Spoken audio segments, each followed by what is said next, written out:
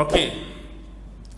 Begitu juga pernah seorang sahabat tanya Rasulullah, "Wahai Rasulullah, bilakah kiamat berlaku?" Berani sahabat ni tanya kan? Rasulullah jawab ke tak soalan ni? Bila kiamat berlaku? Ya, Rasulullah jawab. Tapi jawapan Rasulullah tanya soalan balik, apakah persediaan kamu untuk menghadapi kiamat? Bukan Rasulullah kata bila-bila nak jadi tu. Bila dia tanya bila kiamat nak berlaku, apa persediaan kamu? Apa persediaan kamu? Sama juga kita nak mati. Ya, kita tahu kita nak mati, tak tahu bila pun. Tapi apa persediaan yang kita nak jawab depan Allah bila kita mati? Itu je. Benda sama. Di zaman sebelum ni ke, zaman ni ke, zaman akhir zaman ke, zaman fitnah, benda ni lah yang kita kena jaga, tuan-tuan. Persoalan tentang akidah, persoalan tentang syariat, persoalan tentang agama, yang ni tak ganjak dah. Tapi nak suruh terus bertahan tu yang sukar. Nak suruh terus bertahan. Sebab bila mari fitnah ni dia kelak. Antara hitam dengan putih bercampur sehingga kita pun jadi keliru dan samar. Mana hak betul, mana hak salah. Hak mana hak betul, hak mana hak salah. Hak ni pun serban besar juga habat. Hak ni pun pakai kopiah. Hak ni pun ada otoriti dia. Hak ni ada kehebatan dia. Semua macam ulama-ulama besar ni. Tapi bertelagah, bercanggah, tanakuk, bertentangan. Jadi kita orang awam, kita netizen hak tak berapa nak erti ni. Nak ikut hak ni ke, nak ikut hak ni? Hak ni betul ke, hak ni tak betul? Hak ni salah ke, hak ni benar? Jadi keliru. Sebab itulah ada satu hadis, antaranya berkaitan dengan ulama kan. Daripada mereka lah fitnah itu keluar, dan kepada mereka lah fitnah itu akan kembali. Maksudnya keluar daripada geng tu juga.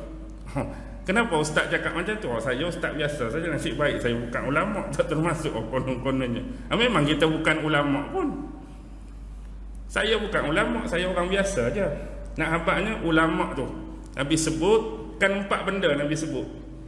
Pertama, Nabi sebut tentang Islam di akhir zaman yang akan hanya tinggal nama. Islam akan tinggal nama. Al-Quran akan cuma tinggal tulisan. Masjid besar tersegar indah tapi kosong daripada hidayat. Dan yang keempat tu Rasulullah sebut, wa ulama'uhum syarrun nas tahta adimis sama. Dan ulama kamu pada masa itu adalah sejahat-jahat manusia yang berada di bawah kolong langit. Daripada mereka lah keluar fitnah, dan fitnah itu juga akan kembali berlegar-legar di kalangan mereka. Wallahu alam bila benda tu nak berlaku. Berlaku dah ke, atau akan berlaku ke, bakal berlaku, wallahu alam. Sebab tu juga ada satu hadis yang Rasulullah sebut, benda yang paling ditakuti itu bukan Dajjal. Ada satu lagi. Apa dia? Selain daripada Dajjal, yang paling dibimbangi oleh Rasulullah, apa dia? Imam-imam yang menyesatkan, ulama usuk. Itu lagi bahaya. Sebab mereka ni bertopengkan agama. Mereka bertopengkan agama, menggunakan otoriti atas nama agama untuk menyesatkan manusia lain. Jadi berhati-hatilah kita dalam keadaan tersebut. Kita tak tuduh siapa-siapa, kita tak kondem dan komplain siapa-siapa. Tanya jiwa, tepuk dada, tanya iman masing-masing. Baik. Summa antum tamtarun. Kemudian kamu masih lagi ragu-ragu dengan hari kebangkitan itu. Ada lagi orang yang ragu-ragu tentang hari kiamat ni. Orang kafir ke, orang etis ke, dia ragu-ragu tentang hari kiamat. Kita orang Islam macam mana? Hari kiamat adalah base, rukun iman kita tu. Bila kata rukun iman, sekiranya kita rasa kiamat ni ada ke tak ada, dia bahaya tu. Jangan duk main buat ayat-ayat buat pening lagu tu. Ada ke kiamat ni? Mungkin ke kiamat ni berlaku? Boleh dah Allah nak hidupkan kita balik? Jangan buat ragu-ragu, jangan buat ayat-ayat leceh macam tu. Ni bab imam, ni bab akidah ni. Rukun iman, percaya kepada hari kiamat. Baik, berkemungkinan ada sesetengah orang dia tak percaya pada kiamat, mungkin kerana dia berasa sebelum dia mati dia macam ni. Sebelum dia mati dia macam ni lah, boleh bercakap, boleh mendengar, boleh melihat, boleh beraktiviti, boleh bersosial, boleh bergerak. Tiba-tiba mati. Bila mati tanam dalam tanah. Bila masuk dalam tanah, jasad sudah dimamah tanah, dimakan ulat, dimakan cacing. Hak tinggal tulang dengan sulbi, kita kata. Mungkin dia jadi masih sama dan keliru. Bagaimanalah Allah nak cantumkan balik ke, tangkupkan balik ke, hidupkan balik, jadi lagu ni. Jadi lagu ni balik. Mampu ke tak? Macam mempertikaikan kekuasaan dan kudrat Allah. Baik, make it simple. Jadikan benda ni mudah. Kita ni, kalau kita ragu-ragu untuk dibangkitkan kembali, yang sebelumnya kita macam ni, cuba fikir sejak awal. Kita sebelum ni pernah ada ke tak ada? Tak ada langsung. Zero, nol, kosong. Daripada tak ada, Allah buat kita jadi macam ni. Takkanlah kita tak boleh fikir kemampuan, kekuasaan, kudrat Allah sebelum ni, yang kita tu kosong daripada tak ada boleh ada macam ni. Takkanlah hak bekas ada setakat tinggal tulang tu Allah tak boleh nak hidup balik. Hak tak ada pun dia boleh adakan. Hak ni hak bekas sisa pun dia boleh cantumkan balik. Bahkan dalam Al-Quran banyak mengembalikan nostalgia tentang hari kiamat ni. Tuan-tuan tengok Ashabul Kahfi, berapa ratus tahun tidur?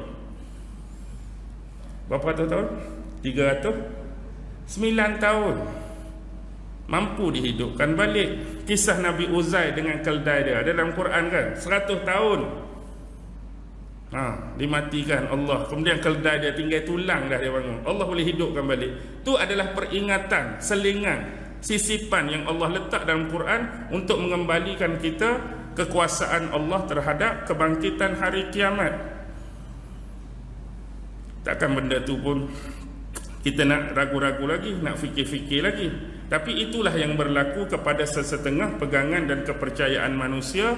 Dia berasa dia ni dijadikan secara natural. Dan kalau mati pun tak ada bangkit-bangkit dah. Tak ada azab kubur, mati lagu tu. Tukar generasi saja. Hidup generasi lain, mati generasi lain. Hidup generasi lain, mati generasi lain. Bagi mereka dunia ni akan berterusan, tak ada pengakhiran dia, tak ada hari kiamat. Ada kepercayaan yang sedemikian. Tapi bagi kita ada. Sebab kalau kita lihat pun kehidupan kita ni dipenuhi dengan rasa banyak ketidakpuasan hati. Tuan-tuan perasan tak? Kita kadang-kadang dalam satu kes, bila kita berdepan dengan permasalahan dan rasa macam aku tak puas hati lah benda ni, patut dia tu kena, patut aku yang kena. Kita rasa bila nak dibalas kawan ni dah. Kalau kata mati saja-saja tak hidup balik, rasa macam tak puas hati benda tu. Ada orang yang meninggal dalam keadaan pengkhianatan atas diri dia. Ada orang yang meninggal dalam keadaan diri dia dizalimi. Ada orang meninggal dalam keadaan diri dia dibuat macam-macam.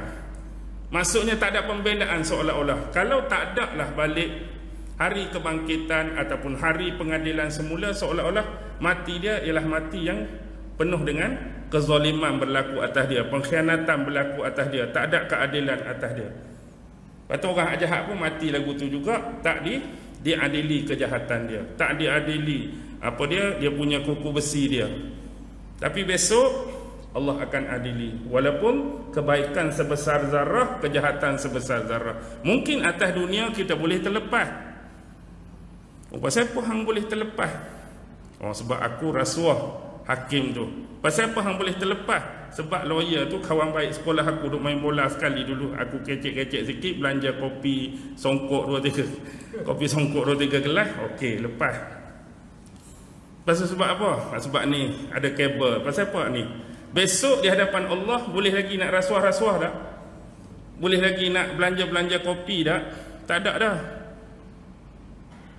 Masing-masing dengan pengharapan masing-masing di hadapan Allah.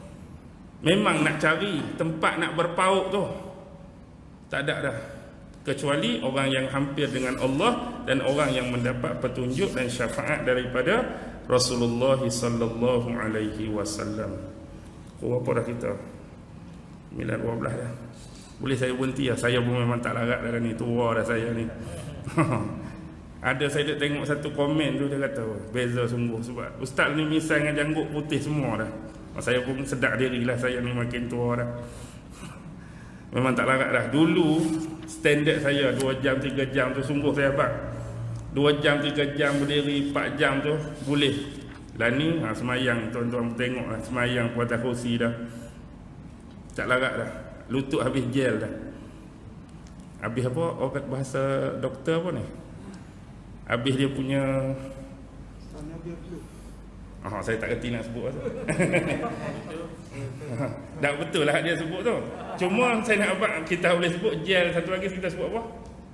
Selain pada gel ni grease orang tua kata lutut habis grease. Tu lah kita orang kampung, bahasa orang kampung. Lutut habis grease, lutut habis gel.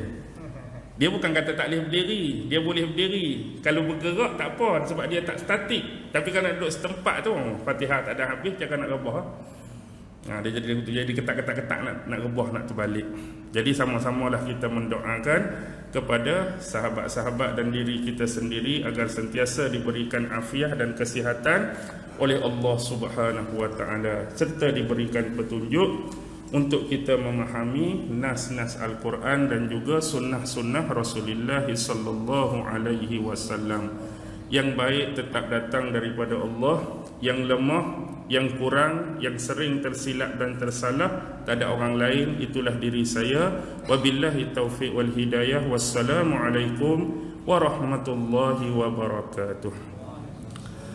A'udzu billahi minasy syaithanir rajim. Bismillahirrahmanirrahim. Allahumma innaka ta'lam anna hadhihi al-quluba qad ijtama'at 'ala mahabbatik waltaqat 'ala ta'atik wa tawahhadat 'ala da'watik wa ta'ahadat 'ala nusrati syari'atik.